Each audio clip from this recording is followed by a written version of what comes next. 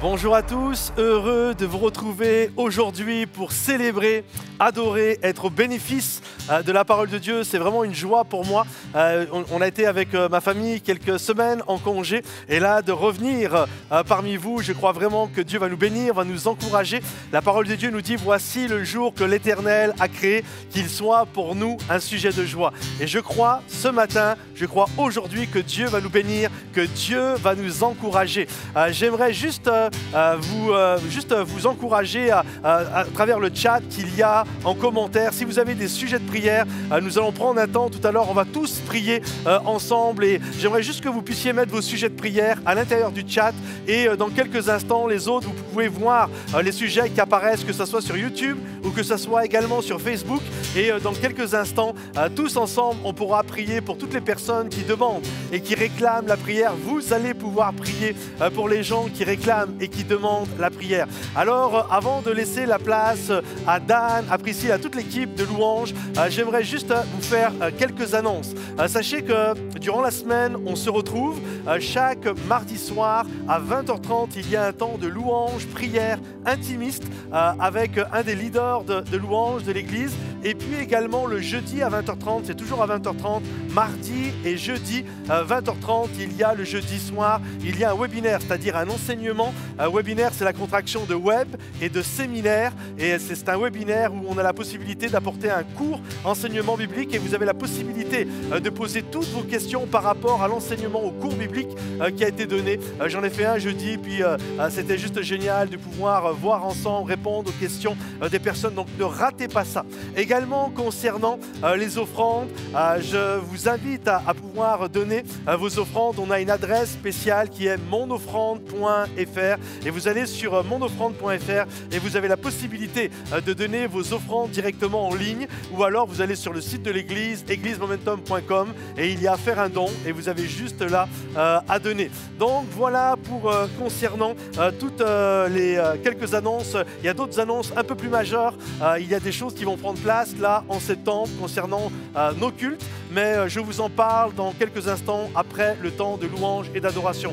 Alors sans plus tarder, je laisse la place à toute l'équipe de louange. On va célébrer quelle grâce incomparable que Dieu nous a fait. Alors là où tu es, dans ta voiture, dans ton salon, dans ta chambre, dans un bois, tu peux te mettre à genoux, tu peux te mettre debout, mais sois libre aujourd'hui. Dieu cherche des adorateurs qui l'adorent en esprit et en vérité. Alors loue et adore Jésus de tout ton cœur. Oh yes, merci Patrice, merci. Je ne sais pas si tu es en vacances en ce moment, je ne sais pas si tu as repris le boulot, mais en tout cas, on peut dire ensemble, Seigneur, c'est une grâce d'être avec toi, c'est une grâce de sentir ta présence. Là où tu es, tu peux expérimenter la présence de Dieu et tu lui dis, Seigneur, quelle grâce incomparable. On y va ensemble? Et 1, 2, et 1, 2, 3, hey!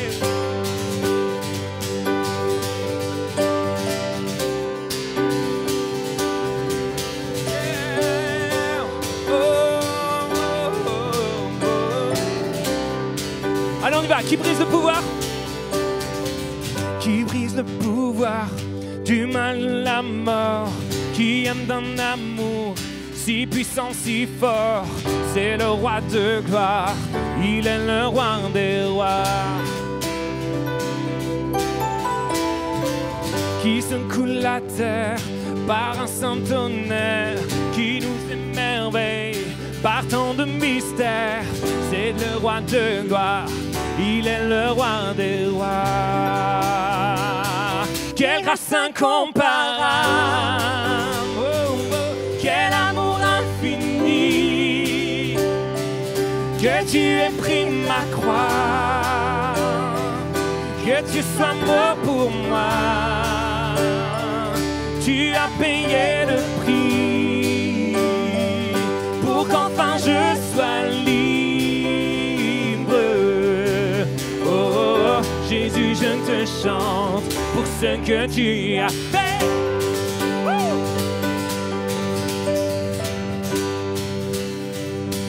On y va, qui ramène la paix? Qui ramène la paix dans la confusion, change les orphelins en fils et en filles. C'est le roi de gloire, il est le roi des rois. qui règne sur les peuples dans la vérité, change les orphelins en fils et en filles. C'est le roi de gloire, il est le roi des rois. Quelle grâce incomparable, oh, quel amour infini, que tu aies pris ma croix. Merci Jésus que tu sois mort pour moi. Tu as payé le prix pour qu'enfin je sois libre. Oh, oh, Jésus, je te chante pour ce que tu as fait. Oh yes. On lui dit ensemble, digne est l'agneau, digne est le roi, digne est l'agneau sacrifié, digne est le roi vainqueur sur la mort. Dis-lui, digne est l'agneau sacrifié pour moi, digne est le roi vainqueur sur la mort. Oh, digne est l'agneau sacrifié, digne est le roi vainqueur sur la mort, digne est l'agneau sacrifié, digne est le roi vainqueur. Quelle grâce incomparable, oh, quel amour infini, que tu aies pris ma croix, que tu sois mort pour moi. Tu as payé le prix pour qu'enfin je sois libre. Oh, Jésus, je te chante pour ce que tu as fait. Oh, pour ce que tu as fait. Pour ce que tu as fait.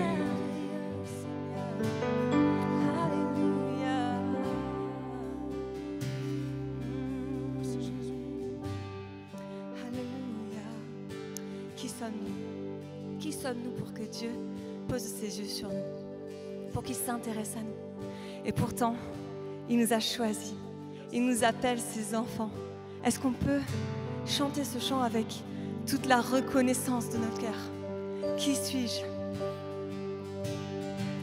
Qui suis-je pour que le roi des cieux m'ouvre ses bras? Perdu mais trouvé par sa grâce, son amour pour moi, son amour pour moi. Il m'a libéré, n'a été payé.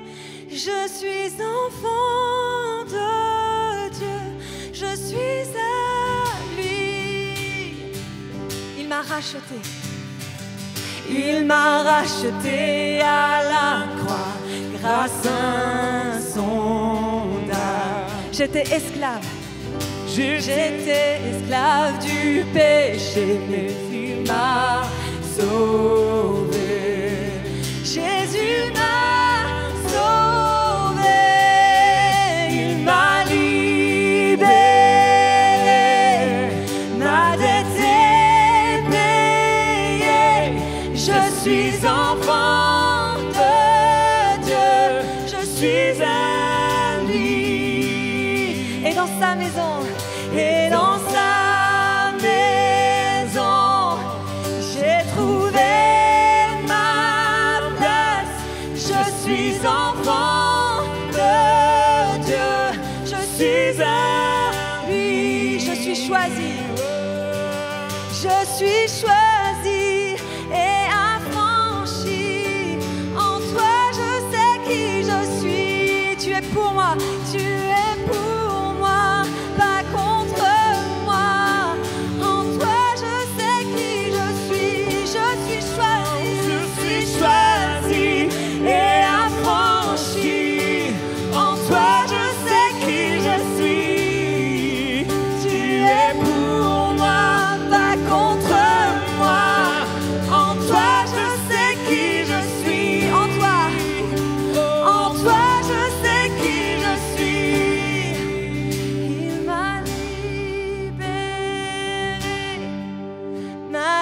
été payé. Je suis enfant de Dieu, je suis à lui. Et dans sa maison, j'ai trouvé ma place. Je suis enfant de Dieu, je suis à lui. Alléluia. Est-ce qu'on peut, là où tu es, juste élève ta voix. Tu es libre de faire ce que tu veux pour adorer ton Dieu. Alors profites-en. Élève ta voix. Dis-lui merci, merci pour ton amour incomparable. Merci de m'appeler ton enfant. Tu es merveilleux, Seigneur. Alléluia. Merci pour ton amour. Oh, merci, merci, Papa. Tu es tout pour moi. Je suis choisi, je suis choisi Et affranchi. En toi, je sais qui je suis. Tu es pour moi et contre moi. En toi, je sais qui je suis.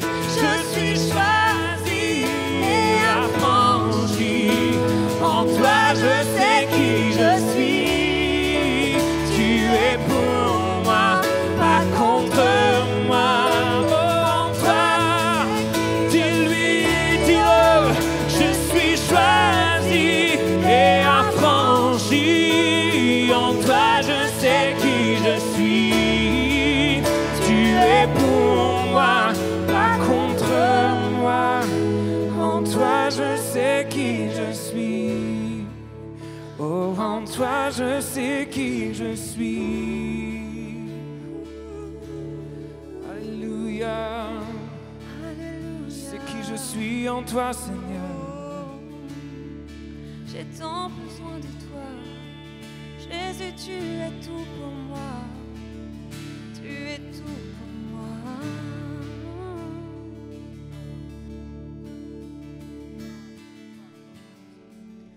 Au milieu de l'orage, je t'attendrai.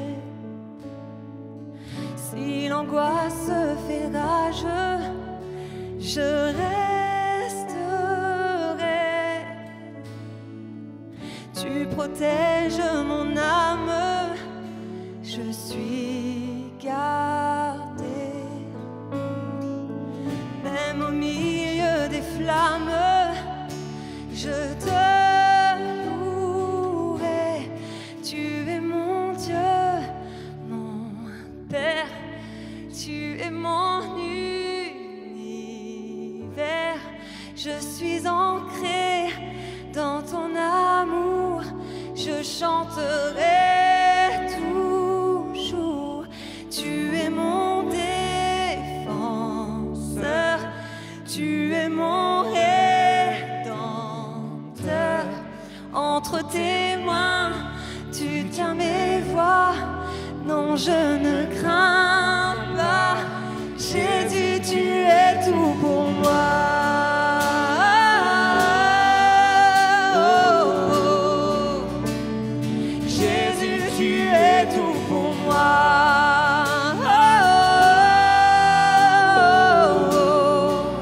Lorsque tout devient sombre, lorsque tout devient sombre, quand je me perds, tu viens chasser les ombres, tu viens chasser les ombres par ta lumière. Quand je suis en défense face au danger, si je subis l'offense, si je subis l'offense, tu es ma paix, tu es mon Dieu, mon Père, tu es mon univers. Je suis ancré dans ton amour, je chanterai toujours. Tu es mon défenseur,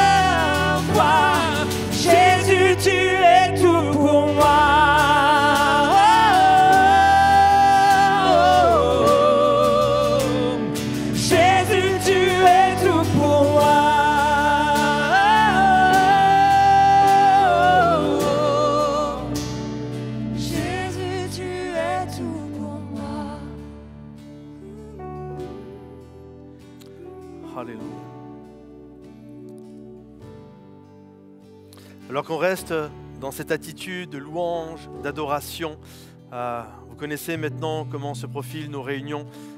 Des sujets de prière ont été mis là dans le chat, dans les commentaires, que ce soit sur YouTube, sur Facebook. Et j'aimerais vraiment qu'à travers les 4 coins de la francophonie, on puisse se transformer en immense réunion de prière pour tous les gens qui ont des besoins, que ce soit dans le domaine sentimental, que ce soit pour la santé, que ce soit professionnel, que ce soit peu importe, que ce soit pour la famille, les enfants, tous les besoins qu'il peut y avoir, besoin d'une maison, d'un appartement, d'une restauration, de blessures intérieures, un mari qui est loin de Dieu. J'aimerais que juste là où nous sommes, nous puissions élever nos cœurs, élever nos âmes, élever vraiment le nom de Jésus. Je crois toujours que c'est dans le nom de Jésus que les malades sont guéris, que les captifs sont délivrés. Alors là où nous sommes, commençons à élever le nom de Jésus. Seigneur mon Dieu, je te prie pour toutes ces personnes, ceux qui sont là derrière leur écran. Je te prie, Seigneur mon Dieu, tu connais les besoins, tu connais les combats, tu connais les difficultés. Un mari qui ne te connaît pas, un fils qui a claqué la porte de la maison, une maladie qui s'est imprégnée. Je prie, Seigneur mon Dieu, du chômage, une faillite à cause de ce Covid et toute la crise économique qui prend place. Je prie, Seigneur mon Dieu, pour toutes ces personnes qui ont besoin de toi aujourd'hui. Oui, nous l'avons chanté et nous l'avons déclaré. Jésus, tu es tout pour nous. Et je prie pour ces hommes, je prie pour ces femmes, je prie pour ces jeunes hommes et ces jeunes filles. Je prie que ta grâce se manifeste maintenant dans le nom de Jésus. Je prie que ta puissance puisse être à l'œuvre. Je prie que, Seigneur mon Dieu, ton onction puisse briser les jougs. Oui, que les chaînes puissent être brisées ce soir. Que les chaînes puissent être brisées en ce jour, en ce matin, peu importe le moment où tu vas le regarder, mais que les chaînes soient cassées, brisées, qu'on entende les chaînes tomber aujourd'hui. Dans le nom de Jésus. Oui, tu es tout pour nous, notre Dieu et notre Roi. Tu es celui qui est capable d'agir. Alors là où tu es, j'aimerais que nous puissions reprendre avec toute l'équipe de louanges, que nous puissions le déclarer. Oui, Jésus, tu es tout pour moi. Et chante-le comme une confession de foi, comme une déclaration d'intention. Dans le nom de Jésus. Alléluia. Je suis ancré dans ton amour. Je chanterai toujours, tu es mon défense, tu es mon rédempteur. Entre tes mains, tu tiens mes voies, non je ne crains pas. Jésus, tu es tout pour moi.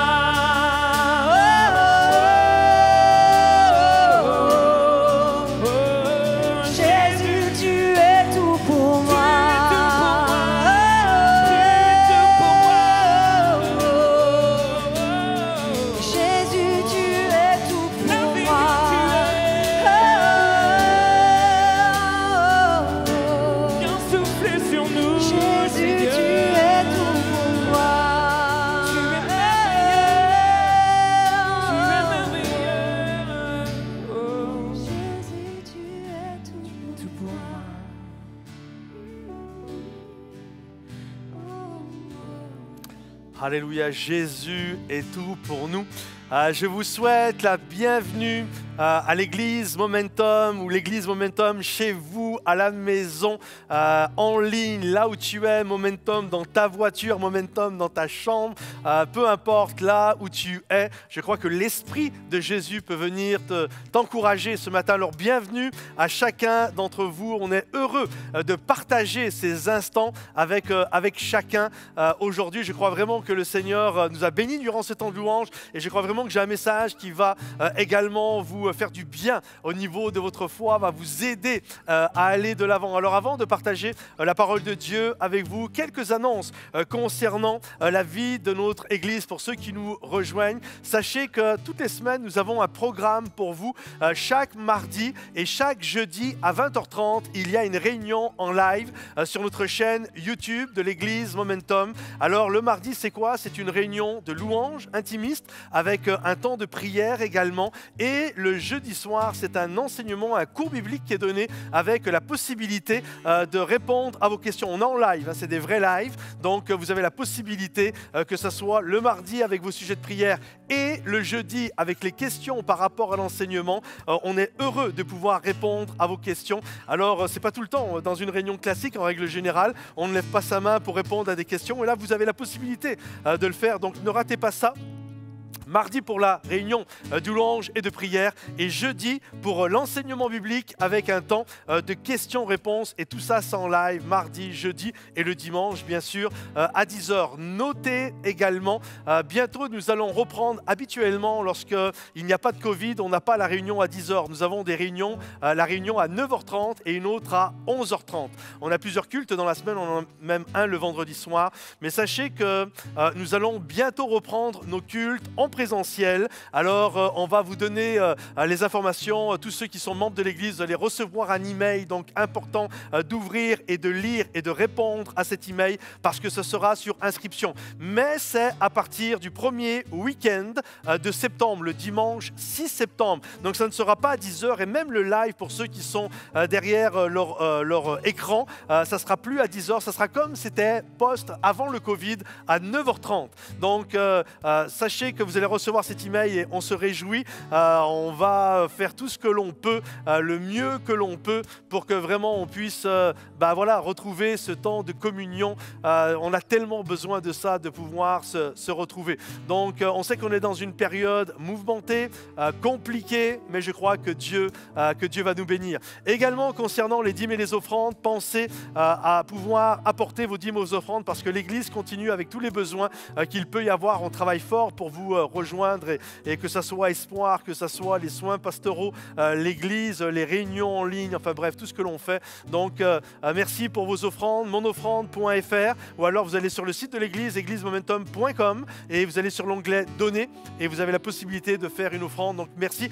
Si vous avez une église, donnez à votre église, bien sûr, mais si vous faites partie de la famille Momentum, alors merci de bénir l'œuvre de Dieu, de répondre à cet appel de Dieu.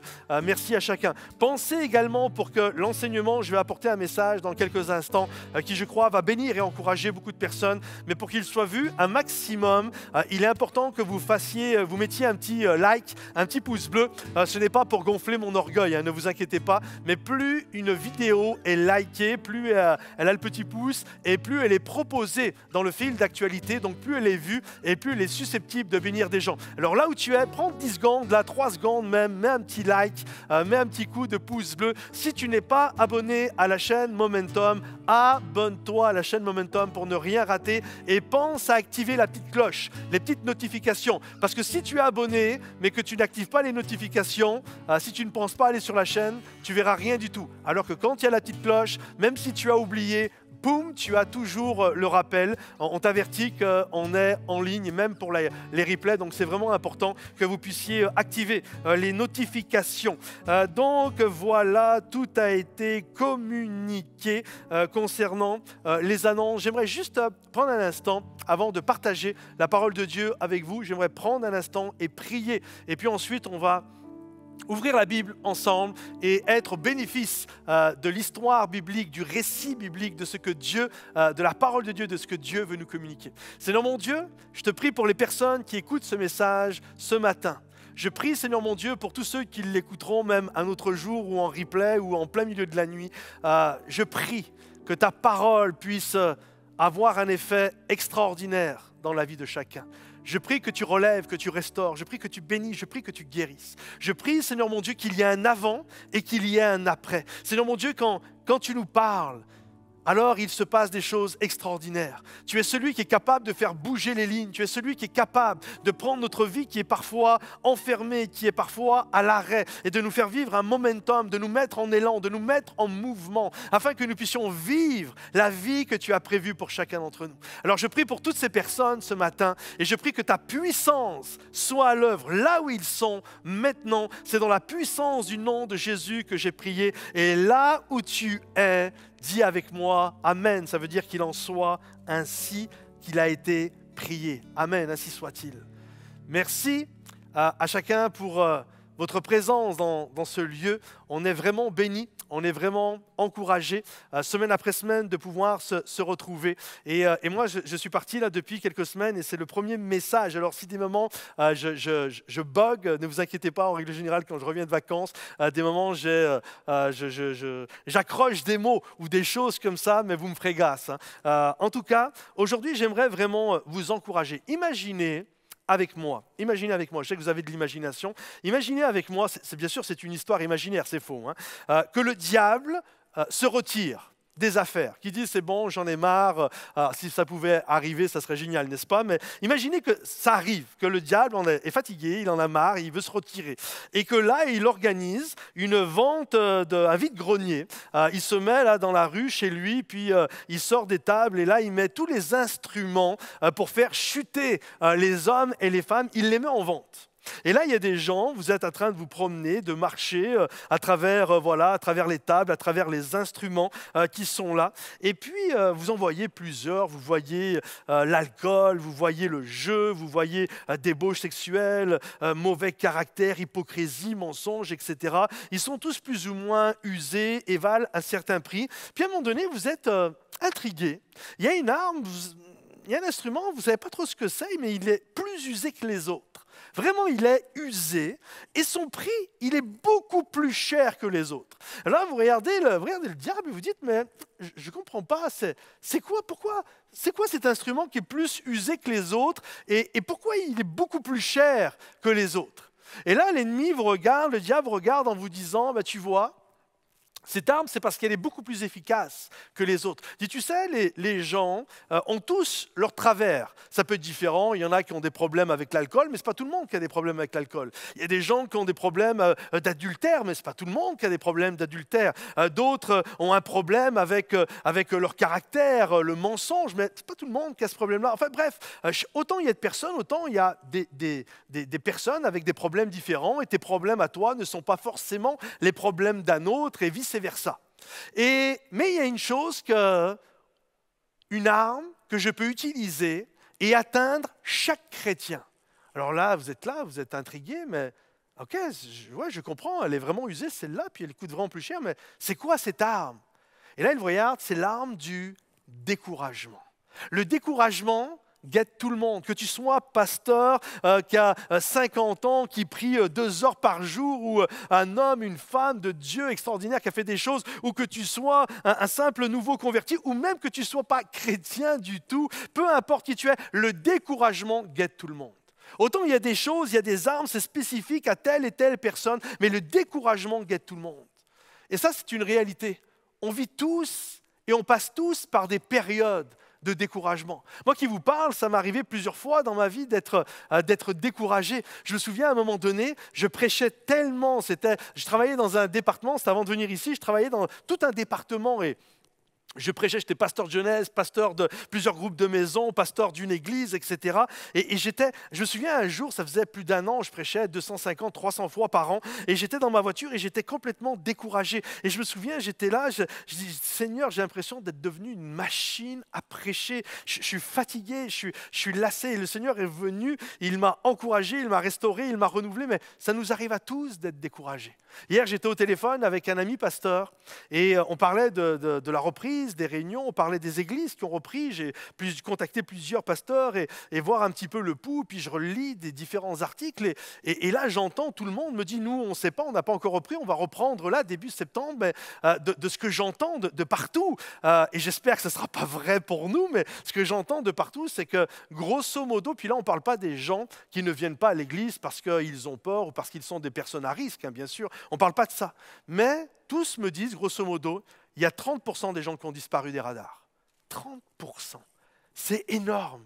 C'est énorme. Et je me souviens quand mon ami m'a dit ça, ça m'a découragé. Parce qu'on travaille pour ça. On aime les âmes, on prie pour les âmes, on donne notre vie pour ça, on s'active, on travaille fort pour ça. Puis d'un seul coup, on nous dit, une église comme la nôtre, 30%, c'est énorme, ça serait comme 400-500 personnes quasiment. Et là que j'ai entendu ça, je dis, non, je refuse au nom de Jésus, non, ça ne va pas se passer chez nous, je ne veux pas que ça se passe chez nous, mais c'est décourageant. Je me mets à la place de mes amis pasteurs, c'est décourageant. Des moments, on est là, mais pourquoi, Seigneur? Et on sait que l'ennemi fait toujours une œuvre qui le perd et on croit que Dieu va briller à travers tout ça. On ne sait pas comment, mais il va briller. Mais des moments, on est là et on connaît tous des temps de découragement. Et moi, j'étais découragé. Et ça m'arrive d'être découragé, et j'étais découragé. Ce qui est fou des moments quand tu es pasteur, c'est que tu es découragé, mais tu dois te lever et encourager tout le monde, alors que toi-même tu es découragé. Mais Dieu est bon parce qu'à chaque fois, il nous envoie toujours des gens qui nous encouragent, ou des moments, même alors qu'on est en train de prêcher, Dieu nous encourage et nous renouvelle. Mais ce que je veux dire, c'est que peu importe, celui qui vous parle, comme celui qui est en train de m'écouter, comme celui qui est chrétien depuis 50 ans, de marche avec Dieu, comme peut-être un jeune nouveau dans la foi, ou quelqu'un qui commence à écouter les premiers messages, j'aimerais vous dire, c'est normal, vous n'êtes pas une sous-personne, vous n'êtes pas une mauvaise personne parce que vous êtes découragé. Ça arrive à tout le monde. Et j'aimerais aujourd'hui vous encourager. Est-ce que Dieu est capable de me redonner du courage? J'aimerais vous apporter un message, et le titre est le suivant: Courage, lève-toi, Jésus t'appelle. Courage, lève-toi, Jésus t'appelle. J'aimerais juste qu'on regarde un petit peu le récit de l'histoire, le contexte de l'histoire que nous allons regarder ensemble, juste pour planter le décor. Il y a Jésus qui arrive. Vous savez, quand Jésus arrivait dans une ville, c'était le brouhaha. Tout le monde était là, il était pressé de partout, tout le monde voulait toucher Jésus. Certainement, il n'y avait pas de route goudronnée, donc il y avait la poussière, les yeux qui pétillaient. Enfin, Jésus vient dans ma ville. On sait que Jésus guérit les malades, délivre les captifs, se passe des choses extraordinaires.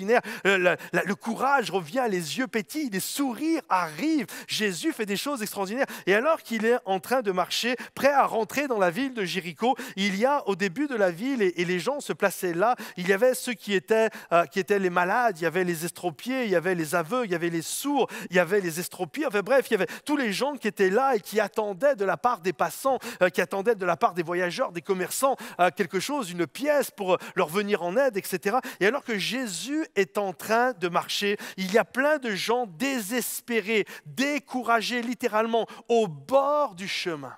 Premièrement, ce matin, il arrive parfois que nous soyons assis sur le bord du chemin, découragés par les problèmes de la vie. Ça nous arrive à tous.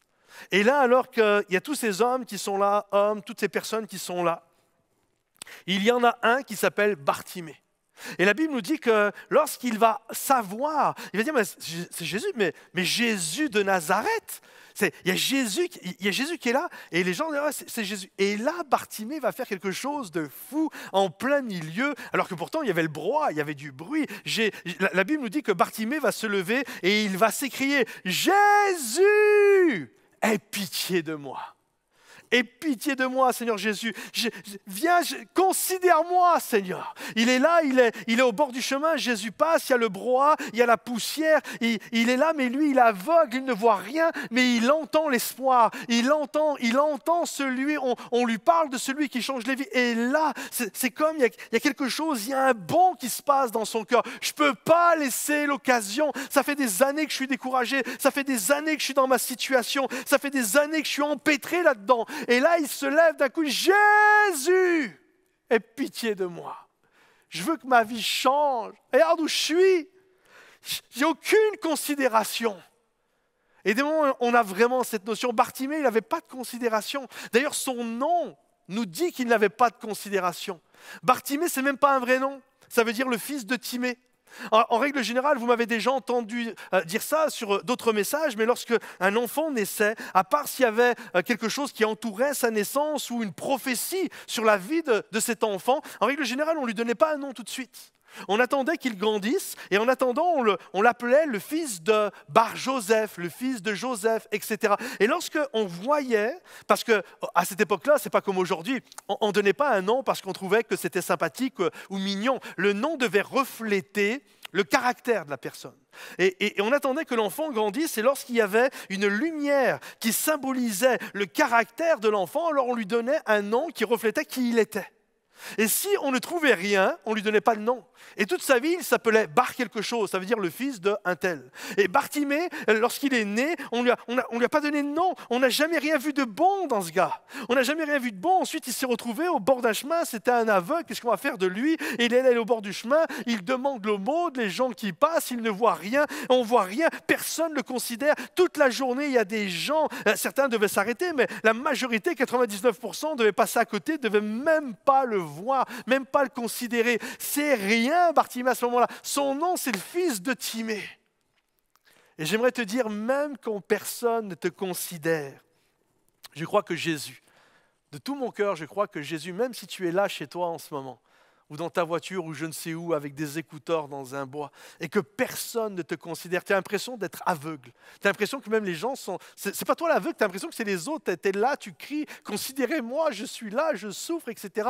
Et tu as l'impression que personne ne te voit. Même tu te dis, mais Dieu, est-ce que même Dieu me voit? J'aimerais te dire, il m'envoie pour te dire aujourd'hui, il te voit. Lorsqu'un malheureux crie, je suis persuadé que Dieu l'entend. Dieu est capable de changer nos noms. Il est capable d'écrire une nouvelle page de l'histoire de notre vie, même si personne ne croit en toi. Je crois que le Seigneur est capable d'agir. Je me souviens, celui qui m'a... le pasteur avec qui j'ai donné ma vie, qui apportait un message tellement fabuleux, je me suis retrouvé là, j'étais assis, puis j'étais bouleversé, il racontait son témoignage. Et le pasteur Guy Bergamini, et à un moment donné, il explique dans son témoignage, papa alcoolique, famille dysfonctionnelle, très compliquée, beaucoup de violence, et lui grandit dans les années 70, jeune homme dans les années 70, époque hippie, etc.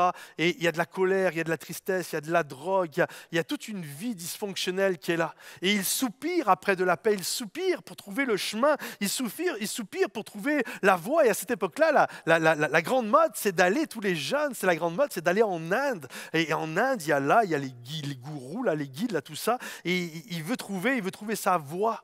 Et alors qu'il est en train de marcher, et tellement dans l'angoisse, tellement dans la tristesse, tellement dans le découragement, d'un seul coup, il a été stupéfait, il était tout seul, il a été stupéfait de la quiétude, de la plénitude qu'il y avait autour de lui dans le ciel. Et il regardait le ciel était majestueux, le ciel était magnifique et il ne connaissait pas Dieu. Et ce n'était pas comme Bartimée, il n'a pas pu dire Jésus, fils de David, il ne connaissait pas Dieu, mais ce qu'il a dit, il l'a crié. Il a regardé au ciel. Il regardait la paix qu'il y avait dans le ciel. Et en regardant cette paix, il a dit, mais si cette paix qui est dans le ciel pouvait rentrer dans mon cœur. Et là, il y a une dame qui est en train de dormir et elle fait un songe. Elle fait un songe et elle voit des gars, dont lui, et des loupards, c'est une mamie, une petite mamie chrétienne. Et là, elle voit des loupards, elle les voit clairement en vision. Et le Seigneur lui dit, tu vas aller les voir. Le Seigneur lui donne même l'adresse de l'endroit où ils étaient. Et cette petite mamie, elle y va, et lui, il était là avec ses amis sur cette petite place. Et lorsqu'elle arrive, elle le reconnaît. Et elle va vers lui, alors qu'il s'apprêtait à partir l'Inde pour chercher le chemin de leur vie, avoir un sens, etc. Et là, elle s'est pointée, elle l'a regardé, et elle lui a dit, Jésus est le chemin, la vérité et la vie. Et là, il lui donne un petit papier où il y avait son nom et son adresse. Et si tu as des questions, viens me voir. Et elle part. Puis il a été là, retrouvé quelques instants après. Et tout l'après-midi, ils ont partagé, ils ont discuté. Et il a donné sa vie au Seigneur. Et tellement de gens se sont convertis. C'est un évangéliste incroyable. Aujourd'hui, il est auprès du Seigneur. Mais un évangéliste tellement incroyable. Et tellement de personnes comme moi, on a été au bénéfice de ce Bartimée des temps modernes. Mais il y a une chose qui est sûre. C'est que quand il y a quelqu'un sur le bord du chemin, famille dysfonctionnelle ou pas, peu importe qui tu es, mais si tu es sur le bord du chemin, tu es découragé, le Seigneur est capable. Le Seigneur est capable de changer ta vie. Même si personne n'a vu quelque chose de bon en toi, le Seigneur est capable de changer ta vie. Oui, deuxièmement, quand un malheureux crie, l'Éternel l'entend. Regardez ce qui va se passer, c'est très intéressant. Donc Bartimée, il est là et il crie « Aie pitié de moi, Jésus, aie pitié de moi !» Et tous ceux qui sont autour, la Bible nous dit, plusieurs le reprenaient pour le faire taire. « Mais tais-toi, mais arrête de crier comme ça ne va pas la tête, mais arrête !» Mais il criait encore plus fort. Alors qu'on voulait le faire taire, lui criait « Laissez-moi tranquille, j'en ai marre ». En fait, il supportait plus sa vie. Ça vous arrive parfois de plus supporter? Il ne supporte plus. Ne me demande pas de me taire. Je supporte plus. Seigneur, viens changer ma vie. Aie pitié de moi. Et là, ils sont là, ils essayent, mais ils criaient beaucoup plus fort « Fils de David, aie pitié de moi ». La foule, c'est fou quand même, hein? La foule dit à Bartimée « Tais-toi ». Les gens autour de toi, alors que toi, tu veux que ta vie change, qu'elle ait du sens, il y a des moments, il y a des gens autour de nous, c'est comme ils sont dérangés par ça. Non, mais t'as vu qui t'es, toi? T'as vu ta vie? Regarde ça, t'as vu comment t'es habillé? Puis t'as vu quelle femme tu es? T'as 3 enfants, 3 pères différents, franchement. Toi, tu vas appeler Jésus, laisse les bonnes personnes appeler Jésus. T'as vu comment t'es habillé? Laisse les gens bien habillés. T'es même pas un enfant de chrétien. Pourquoi tu veux t'adresser à Jésus? T'as vu comme tu es? J'aimerais te dire, peu importe qui tu es, que tu sois une belle et bonne personne, que tu aies une vie avec une grande moralité, et c'est génial, ou que tu sois une personne avec peu de moralité, j'aimerais te dire, Jésus est capable, là où tu es, dans le besoin que tu as, Jésus est capable de s'arrêter et de prendre soin de toi. J'ai pris un billet, et c'est très intéressant cette histoire, peut-être vous avez déjà vu ça, et la plupart non, j'en suis persuadé, mais ce billet de 10 €, là il est tout beau, on a été le chercher tout à l'heure dans un distributeur. Il vaut combien? C'est écrit dessus, il vaut 10 €. La question est la suivante, si je le prends et j'en fais une boule, combien vaut-il? La réalité, vous êtes d'accord, je vous entends derrière l'écran. Vous êtes à toi, il vaut 10 €, c'est pas parce qu'il est français qu'il vaut moins cher. Et si je le prends, et si je le jette à terre et que je le piétine, combien vaut-il? Il vaut toujours 10 €.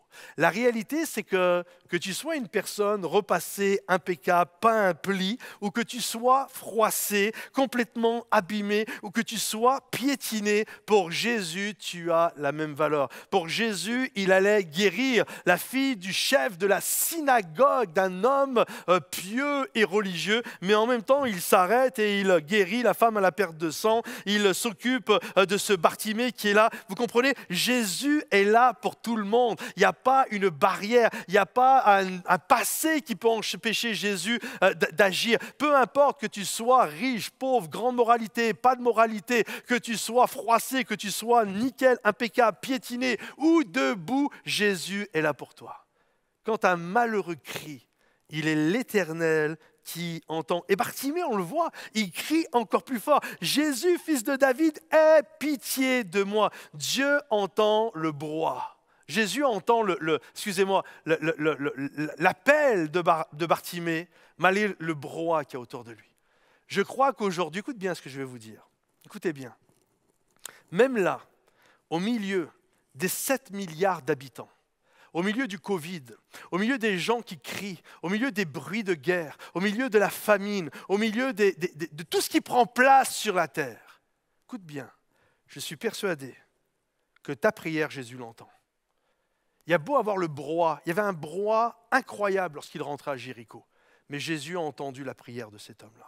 Et je crois que Jésus t'entend au milieu des 7 milliards d'habitants. Ne dis pas, non mais il ne peut pas m'entendre, et puis, moi, mon besoin, tu comprends, il y a tellement pire, etc. Jésus est capable de t'entendre là où tu es. Il est capable de faire une parenthèse et de s'occuper de toi. Alors les disciples vont dire à Bartimée cette phrase extraordinaire, et j'ai tiré le titre du message de cette phrase, « Courage, lève-toi, il t'appelle ». Courage, il c'est Jésus, hein. Courage, lève-toi, Jésus t'appelle. Et là, sans aucune hésitation, vous savez ce que Bartimée va faire? Il va se lever d'un bond. Littéralement, c'est un momentum ça. Hein. Il y a un élan, poum, il se lève d'un bond. Jésus m'appelle, quoi. Et quand Jésus t'appelle, la vie, tu sais que ta vie va changer. Il va se passer un truc, tu le sais. Et là, il se lève d'un bond, il jette son manteau qui représente son passé, ce manteau qui ne devait pas sentir très bon, ce manteau de mendiant, ce manteau de maladie, de choses qui l'ont rendu si triste. Il jette ça. Il y a tellement de foi dans Bartimée. C'est extraordinaire. Il y a tellement de foi. Il sait que Jésus l'appelle. L'histoire, elle est réglée. Il ne sait pas quoi, mais il sait qu'il va se passer quelque chose. Et là, il se lève d'un bond, il jette. Et tout à l'heure, c'était, vous savez, dans quelques Juste après le message, restez bien connectés. Vous voyez, derrière moi, il y a des fauteuils parce qu'il y a Élise qui va nous partager avec des invités. Il y a tout un panel de gens justement qui, dans leur situation, ont crié à Dieu. Et vous allez voir, c'est vraiment des beaux témoignages. Ils ont crié à Dieu et Dieu les a entendus. Et donc, on discutait tout à l'heure avec l'équipe là, qui va faire le panel et puis avec Élise. Et Élise me disait, mais c'est fou parce qu'ils avaient une attitude envers Bartimée. Ils étaient là, tais-toi, machin, enfin, on la regardait ensemble. Et ils avaient une certaine attitude, mais quand Jésus va l'appeler, les gens autour changent. C'est comme maintenant, ils ont une autre attitude. Et je lui disais avec beaucoup d'humour, c'est parce que je crois que quand Jésus met la caméra sur quelqu'un, voilà, il met le projecteur sur une personne, tu sais qu'il va se passer quelque chose. Et je disais avec beaucoup d'humour, moi là, un truc comme ça, j'aurais dit, apportez-moi un siège, popcorn, coca, ça va être bon. Il va se passer quelque chose là. Ça va être juste extraordinaire. C'est sûr que là, il n'y a rien de comparable. Quand Jésus met le projecteur sur quelque chose, il va y avoir vraiment de l'action. Action tournée, il va se passer quelque chose. Et là, vraiment, c'est ce qui s'est passé. Et ce gars, alors qu'on l'appelle, il se lève d'un bond, jette son manteau, et là, Jésus va lui poser une question qui est fabuleuse. Il va lui dire ceci, troisièmement, il va lui dire, que veux-tu? Que veux-tu? Et regardez, Jésus prit la parole et lui dit, que veux-tu que je te fasse? En d'autres mots, Jésus l'invite à verbaliser son besoin. Et la chose qui est extraordinaire, c'est que Jésus veut qu'il verbalise sa foi, sa confiance en lui. Et la chose qui est belle, c'est que vous savez, c'est quoi la foi? C'est croire, c'est espérer alors qu'on ne voit pas. Mais lui non plus ne voyait pas. Bartimée ne voit pas, c'est un aveugle. Donc un aveugle ne voit pas. Donc il sait, il reconnaît que Jésus est dans la place, que nous, des moments, on est là, on sait que Jésus est là, que Jésus est dans mon salon, il est dans ma chambre, il est dans ma voiture, il est sur la route, il est, quand je viens à l'église, en train de le louer. Des moments, je ne ressens pas grand-chose, mais là, des moments, je le sens, je ne vois rien, je suis comme un aveugle. Je ne vois pas, mais je sais qu'il est là. Il y a quelque chose. Et là, il sait, Bartimée le sait, Jésus est là. Et Jésus lui dit, mais que veux-tu que je te fasse? Verbalise ce que tu veux. Redonne-moi de la vision, redonne-moi de la vue, redonne-moi de l'espérance. Seigneur mon Dieu, que mon mari puisse se tourner vers toi. Je te prie que mes enfants puissent se tourner vers toi. Je prie alors que mon entreprise va tellement mal avec cette histoire du Covid. Je prie, Seigneur mon Dieu, que tu fasses un miracle. Je prie, Seigneur mon Dieu, que tu me délivres de ce caractère, de ces impulsions. Je prie, Seigneur mon Dieu, j'en ai marre. Je suis sur le bord du chemin, je suis découragé, je suis même fatigué de moi-même. Je prie, Seigneur mon Dieu. Que veux-tu? C'est ça que je veux. Je veux que ma vie, elle change. Je veux qu'il se passe des choses. Je suis découragé. Je suis découragé. Et là, alors qu'il est en train de lui parler, le Seigneur va le secourir. Il va le secourir afin qu'il retrouve la vue, afin qu'il soit guéri, afin que sa vie puisse changer. Et je crois que là où tu es, Jésus va intervenir. Comment? Je ne sais pas. Est-ce qu'il va répondre précisément à tout ce que tu veux ou pas? Peut-être, peut-être pas. Mais une chose que je sais, c'est que lorsque Jésus braque la caméra sur toi et sur ta situation et qu'il dit « action », alors il va se passer des choses. Action, il va se passer des choses. Que la lumière soit, poum, la lumière arrive.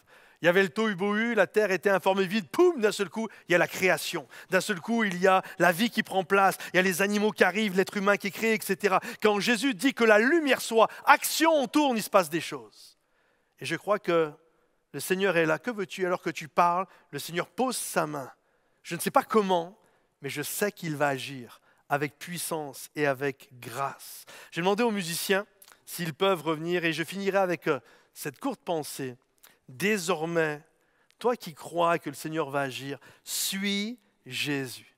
Désormais, suis Jésus. Et regardez ce que Jésus va lui dire. Va, ta foi t'a sauvé. Ce n'est pas juste une histoire de guérison, les amis. C'est littéralement une histoire de salut. Va, ta foi t'a sauvé. Et aussitôt, il recouvra la vue. Écoutez bien, c'est très intéressant. Il se mit à suivre Jésus sur le chemin. C'est-à-dire qu'une fois qu'il a été guéri, parce qu'on sait que parfois il y a des gens qui vont connaître une guérison, une restauration, Dieu agit puis ils disparaissent. Et lui, la Bible nous dit qu'il va suivre Jésus sur le chemin.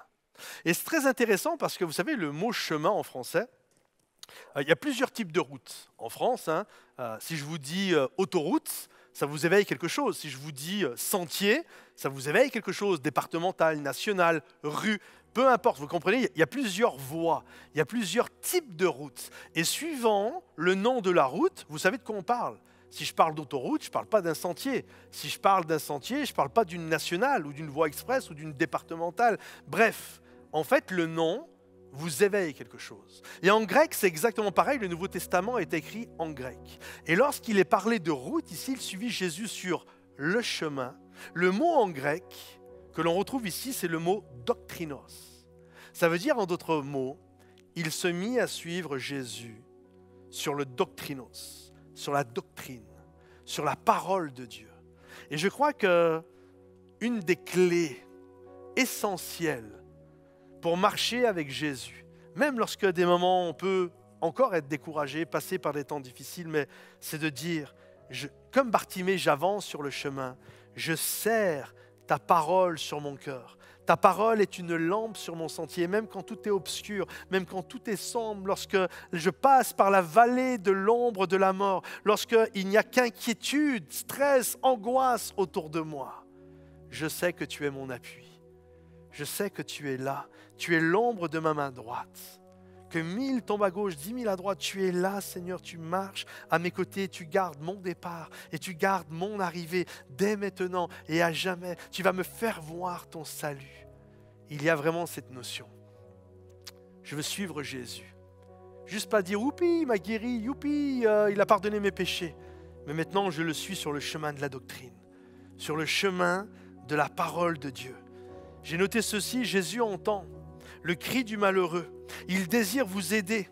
Écoutez son appel. Courage, lève-toi, je t'appelle. N'aie pas peur.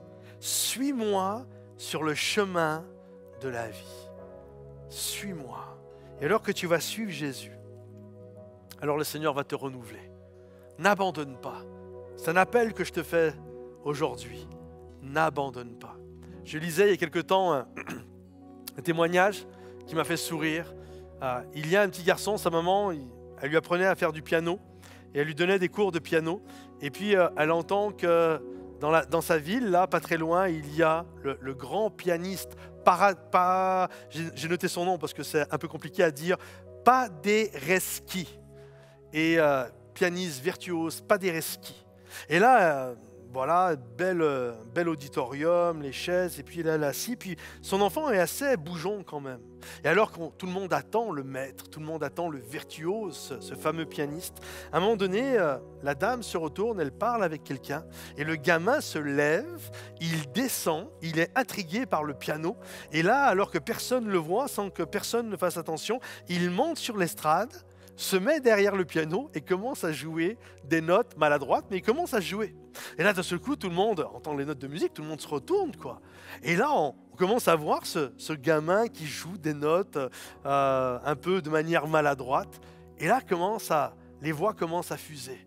Mais c'est qui celui-là? Faites-le descendre. C'est quoi ce gamin? C'est n'importe quoi. C'est quoi ça? Ils sont où ses parents? Et là, ça commence vraiment ça prend de l'ampleur. Et là, Paderewski, lorsqu'il entend ça derrière le rideau, il entend le brouhaha, il sait que quelque chose est en train de se passer. Et là, il regarde à travers le rideau et il voit ce gamin qui se dégonfle pas et il joue maladroitement, là, tapote sur les touches du piano. Et là, il sort, il arrive sur scène et s'assoit à côté de l'enfant, alors que tout le monde est en train de le huer. Le pianiste s'assoit, il regarde l'enfant. Il lui dit, fais pas attention, lâche pas, abandonne pas, joue. Et là, le gamin joue, et là, le maître, c'est un virtuose, il commence à faire une mélodie qui s'accompagne merveilleusement bien avec ce que l'enfant était en train de jouer. Et là, ils sont tous les quatre en train de jouer. Et là, il le regarde, le maître regarde le gamin et lui dit, n'abandonne pas, vas-y, c'est top ce que tu fais. J'aimerais te dire là où tu es ce matin. Même s'il y a des gens qui te huent, même s'il y a des gens qui veulent te faire taire, ou même si c'est toi tout simplement, tu es abattu, découragé. Tu essayes de jouer des notes, mais avec des fausses notes qui sortent. Ça ne marche pas, tu as l'impression que ça ne fonctionne pas. j'aimerais te dire, Jésus s'assoit à côté de toi ce matin. Il pose ses mains à côté des tiennes et il va rendre mélodieux ce que tu es en train de jouer. Et écoute-le, il est en train de te dire délicatement à ton oreille, n'abandonne pas. N'abandonne pas, ne perds pas courage. Même si tu es sur le bord du chemin, je suis là. N'abandonne pas. Je voudrais prier pour vous ce matin. Juste là où tu es, vous savez, j'aimerais qu'on fasse quelque chose.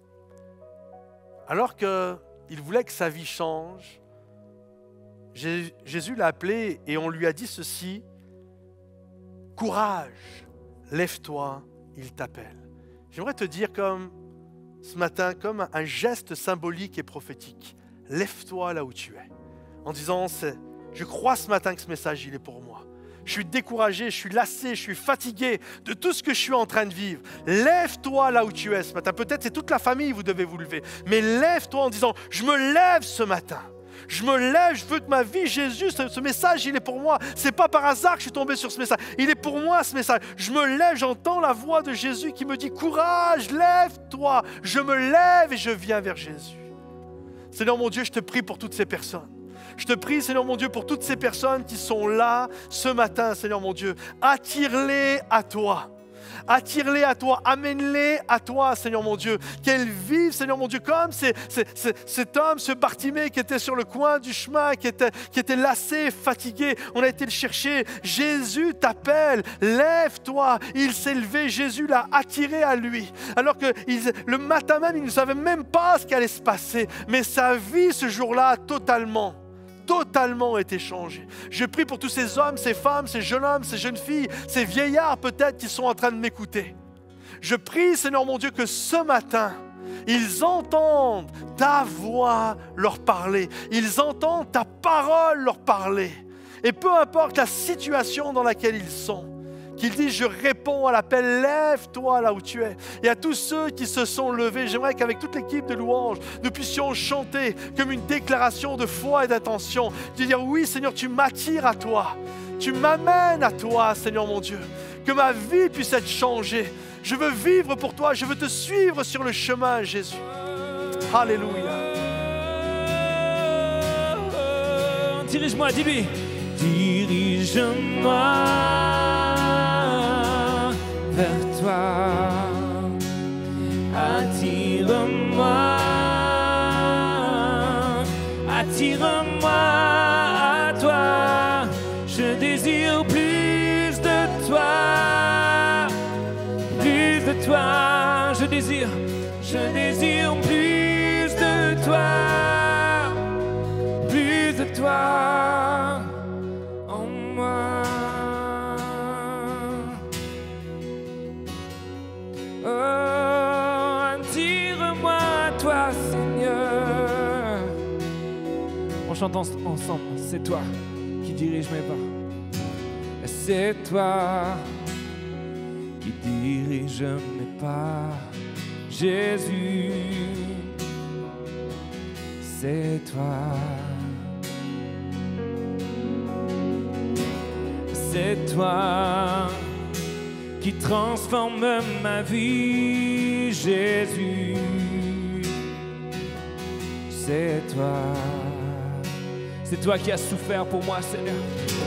C'est toi qui as souffert pour moi, Jésus. C'est toi. Tu fus brisé pour moi. Dis-lui. C'est toi qui fus brisé pour moi, Jésus. C'est toi, dirige-moi vers toi,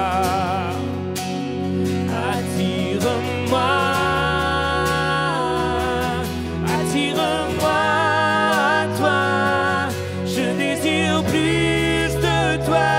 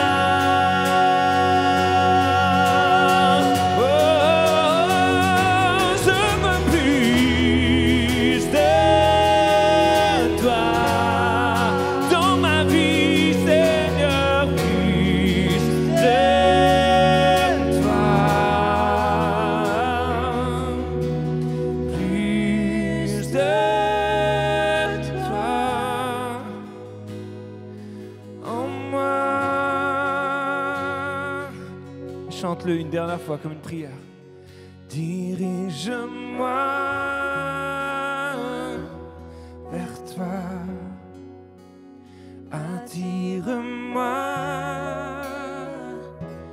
attire-moi à toi. Je désire plus de toi, plus de toi. Je désire plus de toi, plus de toi en moi.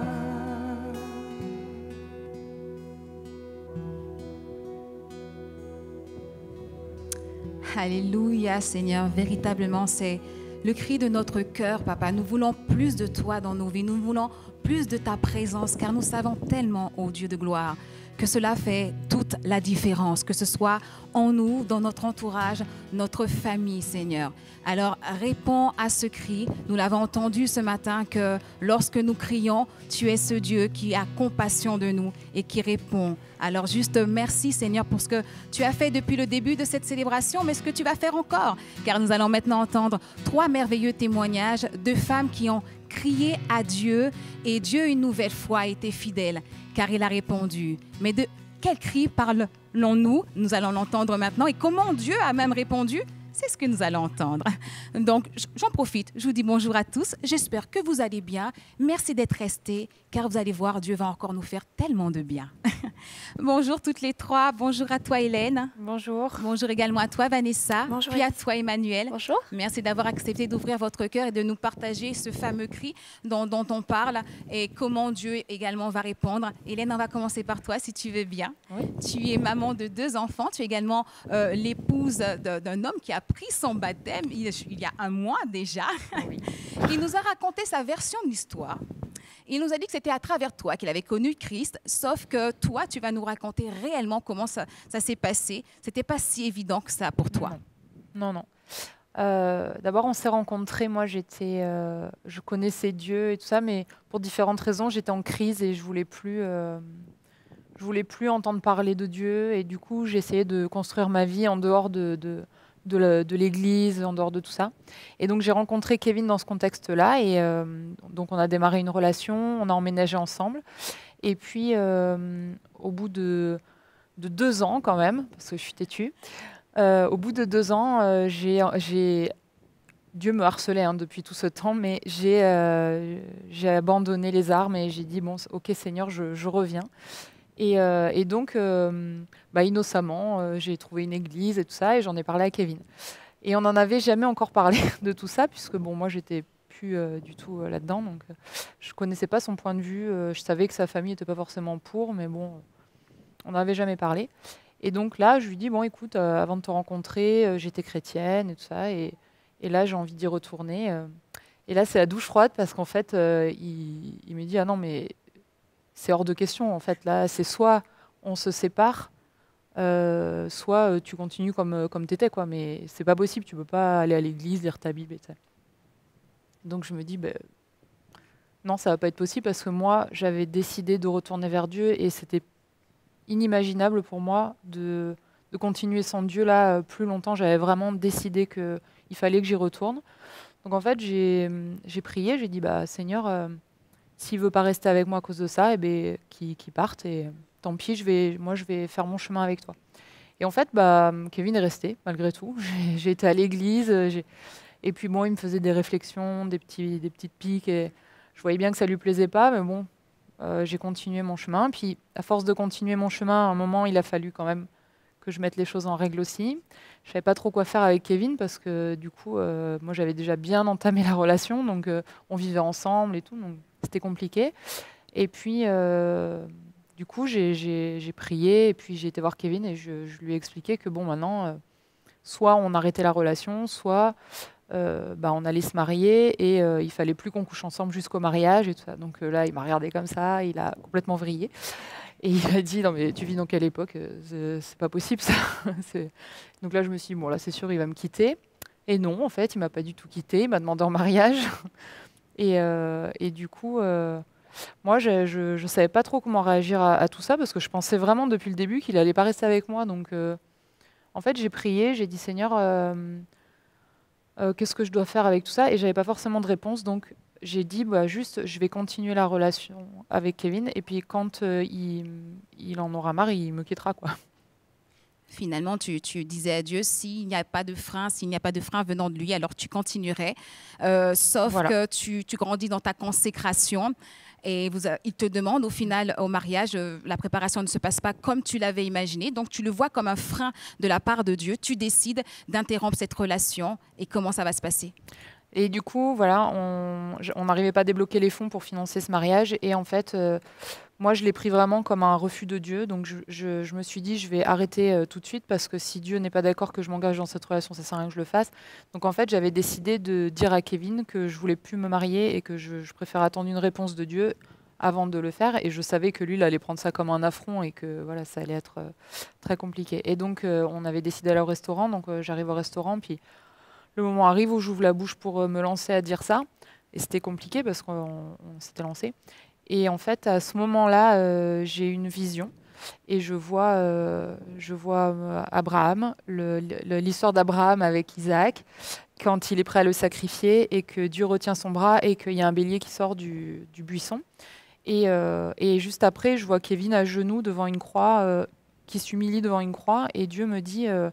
écoute, par obéissance, tu as été prête à le sacrifier. Donc, vas-y, marie-toi avec lui. Il viendra à moi et vous allez travailler ensemble pour moi.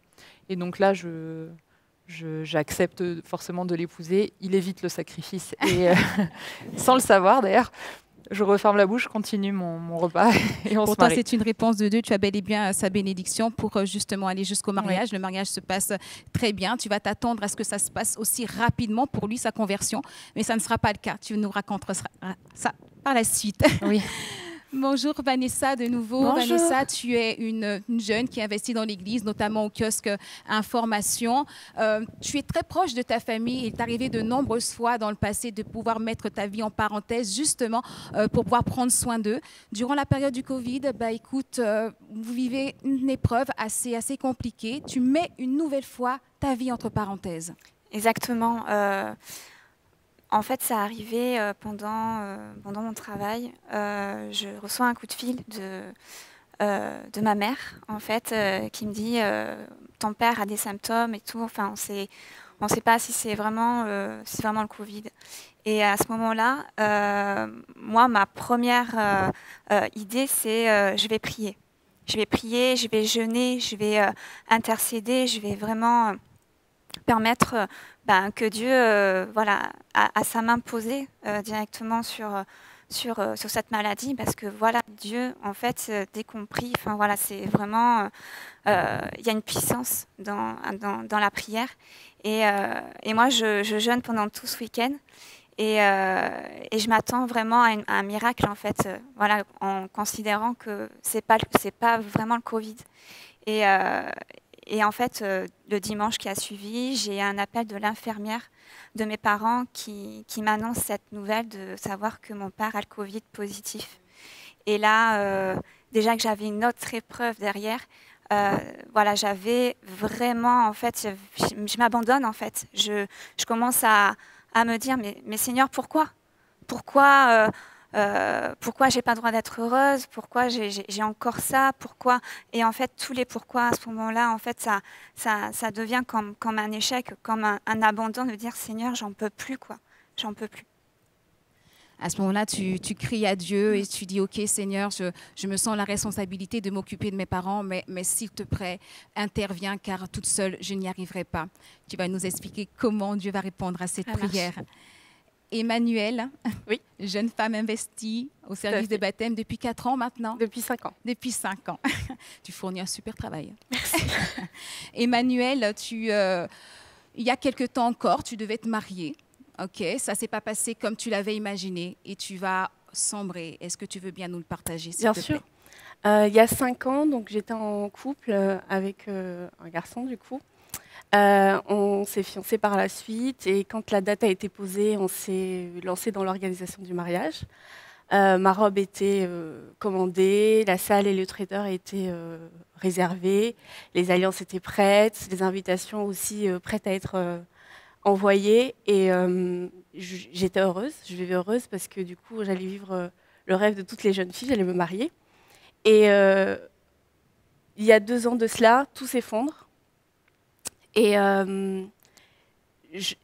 j'encaisse la situation parce qu'on a chacun nos torts, mais je le vis en fait comme une injustice, comme une humiliation et tout ce qu'il y a dans mon cœur, c'est de la colère, de la frustration, de l'incompréhension.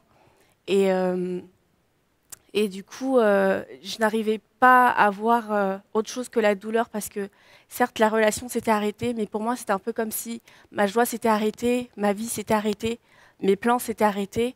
Et je ne pouvais pas me projeter, je ne pouvais pas avancer, je ne pouvais pas faire un pas parce que la douleur m'anéantissait en fait.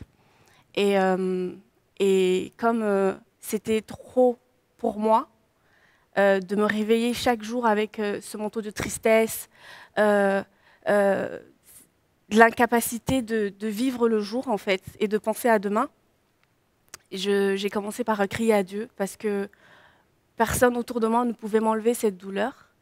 Et tous les jours, chaque fois que je pouvais, chaque fois que je sentais cette douleur, je criais à Dieu pour lui dire il faut que ça cesse, il faut que ça s'arrête. Il faut vraiment que j'arrête de me sentir misérable, que j'arrête de me sentir comme stoppée, arrêtée en fait. Il faut vraiment que j'avance, il faut que quelque chose se passe. Et quelque chose va bel et bien se passer, Emmanuel. Ouais. Hélène, de ton côté, le mariage se fait, les convives sont heureux car c'est une très belle célébration. Tu imagines réellement que ton époux va se convertir immédiatement, sauf que ça va aller de mal en pire, si puis-je me permettre de m'exprimer de cette manière. Tu vas très mal le vivre, tu verras aucune lueur d'espoir. Comment Dieu va agir en toi et en lui?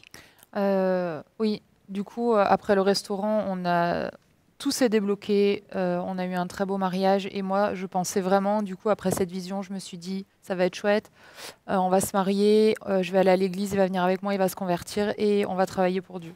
Sauf qu'en fait on s'est mariés et lui, Kevin, il a vu que moi en fait c'était pas l'histoire de quelques instants, le fait que je retourne à l'église et je pense que plus j'évoluais à l'église, plus je m'engageais auprès de Dieu, plus j'avançais dans mon service, plus ça devenait la guerre à la maison et plus c'était compliqué parce que lui voyait que j'avançais encore plus loin là-dedans et du coup lui il repartait encore plus loin dans un autre sens et du coup ça devenait vraiment l'enfer à la maison parce que quand je rentrais de l'église j'avais déjà la boule au ventre, je savais que ça allait être des grosses disputes, je savais que ça allait être très compliqué. J'étais obligée de me cacher pour lire ma Bible, j'étais obligée de me cacher pour prier, je devais prendre la voiture et je criais, je partais avec ma voiture et je criais, je pleurais dans ma voiture et c'était mon quotidien en fait tout le temps.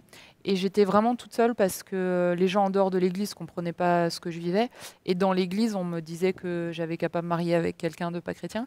Donc j'étais vraiment seule, je me sentais délaissée. Et à part Dieu, j'avais vraiment personne. Donc je criais perpétuellement à Dieu et je lui disais, mais tu m'as promis, pourquoi Et en fait, le temps de Dieu n'est pas le nôtre, je l'ai appris. Et à un moment, bon, on a fait le projet de déménager sur le bassin d'Arcachon, ce qui n'était pas possible humainement, mais Kevin, j'ai vu la première lueur d'espoir, c'était quand Kevin m'a dit, écoute, si c'est pour nous, on ira. Et si on va là-bas, peut-être que je pourrais aller à l'église. Et là, je me suis dit, mais moi qui voyais rien, je le voyais pas avancer à chaque fois qu'il faisait un pas, en fait, je voyais rien du tout se passer en lui. Là, je me suis dit, ça y est, il va se passer quelque chose. Et en effet, on a déménagé, j'ai dû quitter tout mon confort. Ça a été très compliqué pour moi parce que je me suis retrouvée dans un endroit où je connaissais, j'avais pas d'église, la maison où on a emménagé, on était vraiment, c'était pas du tout confortable pour moi. Et pendant 1 an, il s'est rien passé. Et puis finalement, on a trouvé l'église Momentum et Kevin a trouvé un écho à peut-être ce qu'il cherchait. Et il a commencé à s'ouvrir de plus en plus. Et en fait, pendant 3 ans, il est venu à l'église régulièrement et moi, je prenais vraiment espoir. Et puis, au bout de 3 ans, je me rends compte qu'en fait, il avance plus. Il vient à l'église, certes, mais il lâche pas prise, en fait. Voilà, il lâche pas prise. Il se passe quand même rien de plus. Il change pas dans son comportement plus que ça et il se passe pas grand-chose. Donc, je lui dis, moi, j'en ai marre de t'attendre maintenant. Donc moi, je me rengage dans un service et je m'engage au Café Connexion. Et lui me dit, bah, moi aussi, j'aimerais bien m'engager. Alors, j'étais là, ouais, super, mais si tu veux t'engager, par contre, tu le fais toi, Personnellement. pour toi, personnellement, voilà. Et à partir de là, il s'est engagé et là, je l'ai vu changer vraiment. Et là, il a voulu prendre son baptême et vraiment, à la maison, il changeait, quoi. On était devenus une équipe, il avait changé vis-à-vis de moi, etc. Et puis le Covid est arrivé, et là je me suis dit non, plus d'église, plus de café connexion, tout ça, il va rechuter. Et en fait, c'était sans compter sur le Saint-Esprit, parce qu'en fait, ce qu'il avait reçu, c'était plus fort que ça. Et en fait, il a développé sa relation avec Dieu pendant ce moment-là, et il a pu prendre son baptême juste après le coronavirus, encore plus motivé qu'avant, quoi. Donc, Dieu a bel et bien répondu à ton cri, puisque tu m'as confié qu'aujourd'hui, tu avais un époux au-delà de ce que tu avais initialement demandé à Dieu. Oui. Tu es pleinement heureuse dans ton couple. Et vous servez Dieu ensemble. Et vous êtes inscrits à l'Académie Momentum ensemble. Alors, c'est bien au-delà. Bien au-delà. Les écluses sont ouvertes. Merci beaucoup, Hélène. Vanessa, comment Dieu va répondre de ton côté, que ce soit pour ta mère, que ce soit pour ton père, mais également pour toi? Il avait une réponse. Alors à ce moment-là, voilà, comme on sait, voilà, que mon père a Covid, du coup, les semaines passent, plutôt les jours passent, et là, on apprend qu'il est dans le coma artificiel. Donc pour moi et ma mère, ça a été vraiment un gros choc. Et en fait, à ce moment-là, on commence à vraiment à prier ensemble, à avoir une relation toutes les deux en tant que mère-fille. Et pour moi, c'est déjà un miracle parce que ma mère a été en dépression depuis 13 ans. Et au fil des semaines, des jours, en fait, on voit vraiment une amélioration, même une guérison totale de sa dépression. Et elle se confie vraiment de plus en plus. Et moi, ça me fait la joie, ça fait la joie du Seigneur, mais ça fait aussi, ça fait aussi ma joie. Et moi, de mon côté, voilà, je sens vraiment qu'il y a vraiment une importance, en fait, aussi dans ma relation avec Dieu, mais aussi dans les projets qu'il a en réserve pour moi. Tu te sens considérée, mais il agit également pour ton papa qui guérit du Covid-19 complètement. Voilà, c'est ça. Et donc, on voit, moi, au bout d'un moment, je vois mon père, au bout quand même d'un mois. Et les médecins me prennent à part. Et c'est là qu'ils me disent, en fait, votre père a des séquelles au niveau du cerveau. On ne sait pas quand c'est qu'il va se réveiller et tout. Et moi, comme la première chose, quand il a le Covid, à ce moment-là, je commence à prier. Je dis, Seigneur, de toute façon, rien ne peut s'opposer à ta volonté, mais tu fais en sorte que vraiment, il n'y ait pas ces séquelles, qu'il n'y ait vraiment plus rien. Et j'avais cette citation que j'avais entendue une fois, c'était « Les médecins soignent, mais c'est Dieu qui guérit ». Et quand j'entends cette citation, je me suis dit, ok, Seigneur, cette citation, c'est comme une prière pour toi, pour la guérison de mon père. Ton père fait également cette marche avec Dieu. Il revient complètement. À ce moment-là, ce que tu te dis, c'est « Ok, Seigneur, tu prends soin et de mon papa et de ma maman. » Ça veut dire que moi, c'est comme si tu me libères pour que je puisse rentrer pleinement dans cette destinée que tu as pour moi. C'est ce que tu vis aujourd'hui, Vanessa, et tu es une heureuse jeune femme qui rentre dans cette destinée tracée par Dieu. Exactement. Super, merci beaucoup. Et toi, Emmanuel, comment Dieu va répondre? Comment tu vas simplement relever la tête et enfin voir ce que Dieu a pour toi et marcher sur ce chemin? Dieu va répondre de façon très précise. Déjà par mon temps personnel avec lui, puisque je criais à Dieu, donc je passais un moment à prier et j'entendais Dieu me dire combien il me considérait, je l'entendais me dire comment il me voit. Et ça a commencé à me fortifier, à être un peu comme un baume en fait, sur mon cœur pour enlever petit à petit cette douleur. Il y a également mon service auprès des baptêmes, bien sûr, qui m'a complètement boostée dans ma foi de vivre autre chose que cette douleur. Parce qu'entendre les témoignages de conversion de toutes ces personnes, je me dis, oui, Dieu fait en fait. Quand on lui fait une prière, il répond. Donc c'est possible aussi pour moi. Et la formation Vivre libre en Christ, qui est venue aussi avec des paroles qui ont confirmé ce que j'avais déjà entendu auparavant dans mes temps, mes temps personnels avec lui. Donc des mots d'amour, des mots de considération, des mots de restauration. Et c'est là que j'ai pleinement compris que, en fait, oui, Dieu m'a relevé. Et ça a été pour moi le switch. Voilà. Aujourd'hui, tu es une jeune femme également heureuse qui rentre pleinement dans cette destinée que Dieu a prévue. Donc, ce chemin que tu as décidé de suivre, ce chemin de pouvoir parler de sa part, être enseignée pour pouvoir parler de sa part. Tout à fait. Je suis complètement en mouvement là maintenant. Merci beaucoup, Emmanuel. Merci toutes les trois pour vos témoignages. Je crois réellement que vous avez été bénis et le mot juste, c'est vous avez été encouragés. Je vais simplement reprendre le verset du pasteur Patrice. Quand le malheureux crie, l'Éternel l'entend et le délivre. Et j'ajouterai, le délivre toujours. Donc, je ne sais pas quel est ton cri. Je ne sais pas si oui ou non tu es à l'arrêt, mais je peux te dire une chose, c'est que tu as un Dieu qui a entendu, qui te considère, qui a suffisamment d'amour, de puissance, d'autorité pour t'appeler, te relever, te guérir, afin que tu puisses aussi marcher dans cette destinée qu'il a prévue pour toi. Alors, je crois que j'ai rien d'autre à ajouter. Je vous dis à bientôt.